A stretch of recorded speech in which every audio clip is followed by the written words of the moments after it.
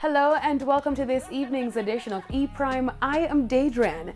Shenseea inks ambassador deal with Pretty Little Thing.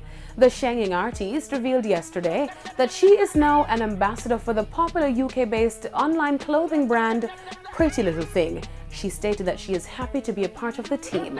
Shenseea joins an A-list class of influencers, including Tiana Taylor, Gabby Epstein, and their most recent brand ambassador, singer and actress Becky G.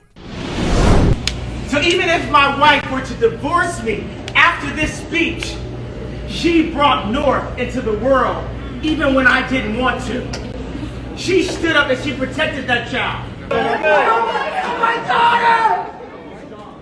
I almost killed my daughter! You did it.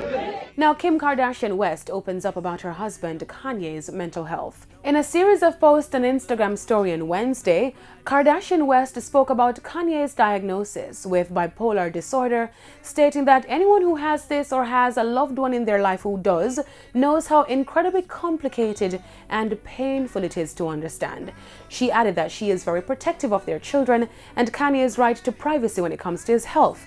But she feels like she should comment on it because of the stigma and misconceptions about mental health. Kim went on to call her husband a brilliant but complicated person and pointed out the struggles he has had to deal with, including the loss of his mother, Donda West, back in 2007.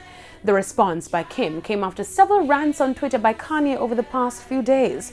The rants followed public discourse following his first meeting since he announced that he will be running for president of the United States. That's it for this evening's edition of E-Prime. I am Daedran. Thank you for watching.